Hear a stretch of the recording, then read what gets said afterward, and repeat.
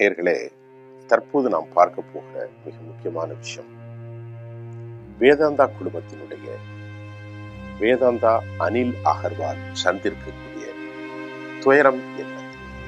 யார் இந்த வேதாந்தா? தமிழ்நாட்டில் அனைவரும் அறிந்திருக்கக்கூடிய ஸ்டெர்லைட் ஆலை, இந்தியாவில் மிகப்பெரிய காப்பர் உற்பத்தி ஃபேக்டரியான தூத்துக்குடியில் இருக்கும் ஸ்டெர்லைட் ஆலையின் சர்வதேச கார்ப்பரேட் தொழிலதிபர் வேதாந்தா அனில் அகர்வால். அவருக்கு என்ன நேர்ந்தது? இத்தனை பெரிய செல்வந்தர் மத்திய மோடி அரசோடு இணக்கமான போக்கை மட்டுமல்ல, அவர்களின் செல்ல பிள்ளையாகவே அவர் இருந்தார்.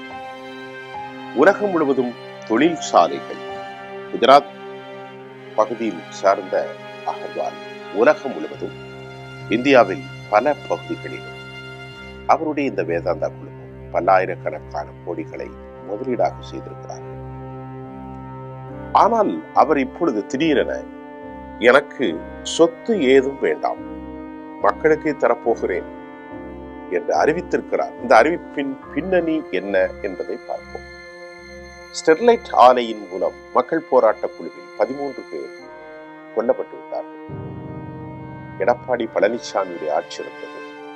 அப்பாவிகள் வேடிக்கை பார்த்த 13 வயது பிள்ளை வரைக்கும் திருமணமான இளம் மாப்பிள்ளை பெண்களும் அப்பாவிகளும் தாங்கள் எதற்காக மரணிக்கிறோம் என்பது தெரியாமல் அவர்கள் மரணித்து போனார்கள். நாட்டின் மிக முக்கிய தொழில் குழுமங்களில் ஒன்றான வேதாந்தா அவற்றுக்கு ஆதரவு கொடுக்க வேண்டும் என மத்திய பாரதிய ஜனதா அழுத்தம் கொடுத்தாலும் மக்கள் போராட்ட குழு அது கதவடைப்பு செய்யப்பட்டு இனி எப்போதும் திறக்கப்படாது என மாநில அரசால் அறிவிக்கப்பட்டது. இப்படிப்பட்ட உலக தொழிலதிபர் கார்ப்பரேட்டுகளின் முதலாளியான அனில் அகர்வால் இனி எனக்கு எதுவுமே வேண்டாம் என்று அவர் குறிப்பிட்டதன் காரணம் என்ன பார்ப்போம். அவருக்கு ஒரே மகன். நாட்டின் மிக முக்கிய தொழில் குழுமங்களில் ஒன்றான வேதாந்தா அவருடைய மகனின் மரணம் தொடர்பான உருக்கமான விவகாரத்தை தற்போது அனில் அகர்வால் பகிர்ந்திருக்கிறார். அவர் என்ன சொல்கிறார் என்று பார்ப்போம்.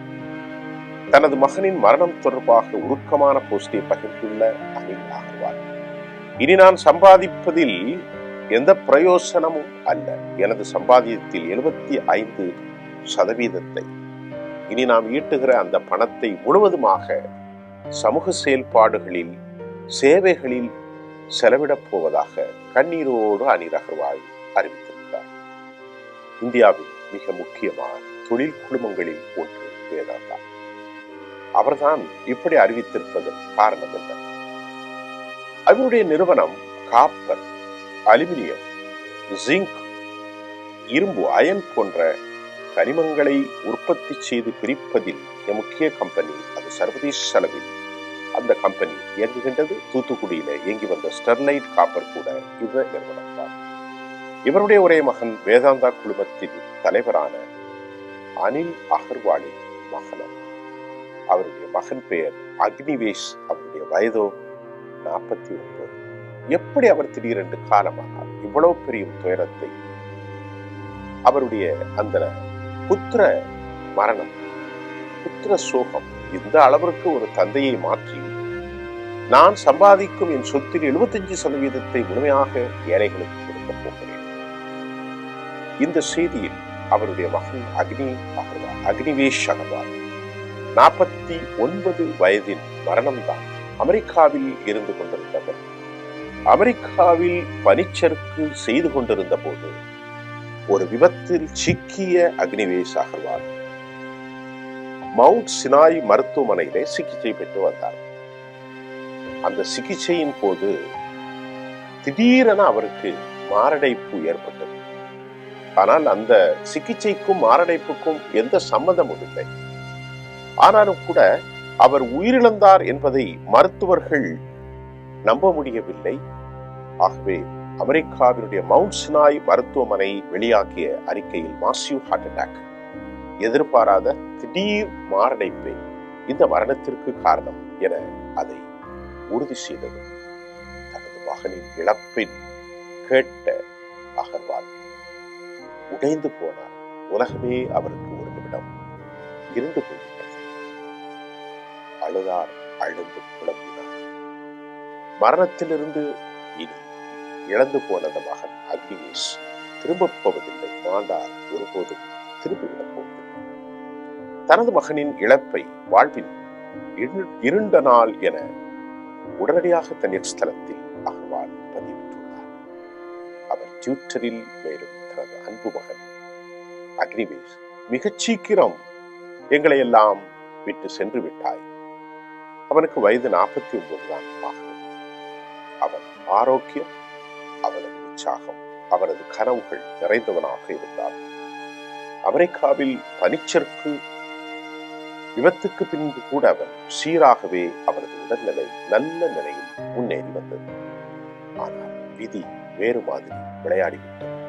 அவன் தனது தாயின் ஒளி, அவன் ஒரு நல்ல சகோதரன், நம்பிக்கைக்குரிய நண்பன், சந்திக்கும் அனைவரையும் கவர்ந்திருக்கும் மென்மையான ஆன்மா. என் மகன் என தந்தை வேதாந்தா கதறுகிறார்.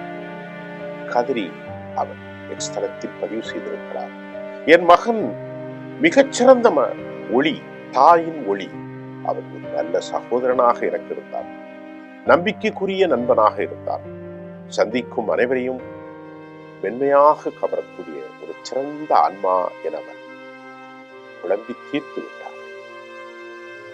எனவே இனி எஞ்சிய காலங்களில் அவன் வாழ்ந்த காலங்கள் என் வாழ்க்கையில் மறக்காதின வேதந்தா கதறுகிறார், துடிக்கின்றார். என் மகன் எளிமையாகவும் அன்பும் மனிதநேயம் மிக்கவனாக இருந்தான். அவன் என் மகன் மட்டுமல்ல, அவன் எனது நண்பன், என் பெருமை, என் உலகம். இனி நான் சம்பாதிப்பதில் 75% மேல் சமூகத்திற்கு தருவதாக நான் அக்னியிடம் ஏற்கனவே உறுதி அளித்திருந்த இந்த பிள்ளையிடம் அந்த வாக்குறுதியை என்று மீண்டும் சொல்கிறேன். இனி நான் எளிமையாக வாழ்க்கையை முடிவு செய்து விட்டேன். அப்பப்பா, இதுதானா உலகம்? சம்பாதிப்பதில் அனைத்தையும் 75% மேல் நிச்சயமாக இனி சமூக சேவைக்கே பாடுபடுவேன். ஆடம்பர வாழ்க்கை, மாட மாளிகை, கோட கோபுரங்கள் எல்லாவற்றையும் திறந்து நான் எளிமையான ஒரு வாழ்க்கைக்கு செல்ல போகிறேன். உலக பணக்காரர் இவர்தான், அனில் அகர்வால்.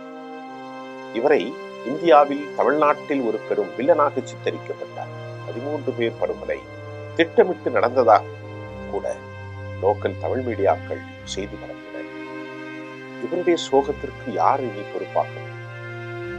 கடந்த 1976ஆம் ஆண்டு ஜூன் 3ஆம் தேதி பீகார் மாநிலம் பட்னாவில் பிறந்த அக்னிவேஷ் ராஜஸ்தான் அஜ்மேரில் உள்ள மேயோ கல்லூரி படிப்பை முடித்தார்.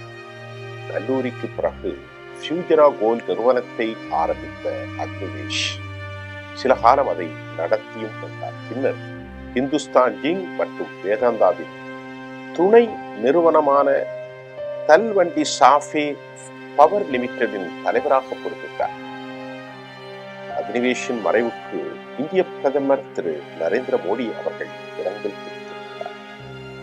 பிரதமர் தனது ட்விட்டரில் அக்னிவேஷ் அகர்வாலின் எதிர்பாராத மறைவு மிகுந்த அதிர்ச்சியையும் மனவேதனையும் தமக்கு அளிக்கிறது என்று, இதை இக்கட்டான நேரத்தில் நீங்களும் உங்கள் குடும்பத்தினரும் தொடர்ந்து மனவலியையும் மன தைரியத்தையும் பெற்று பூரணமாக வாழ நான் பிரார்த்திக்கிறேன். ஓம் சாந்தி என இந்திய பிரதமர் நரேந்திர தாமோதர தாஸ் மோடி அவர்கள் தன் கருத்தில் பதிவு செய்திருக்கிறார். தோழர்களே, புத்திர சோகம் எத்தனை வருவார், இவ்வளவுக்கு பின்பும் நாம் அவரை எந்த விதத்திலும் ஒரு தொழிலதிபருக்குள்ள அந்த யுக்தியை நாம் குறை சொல்ல முடியாது.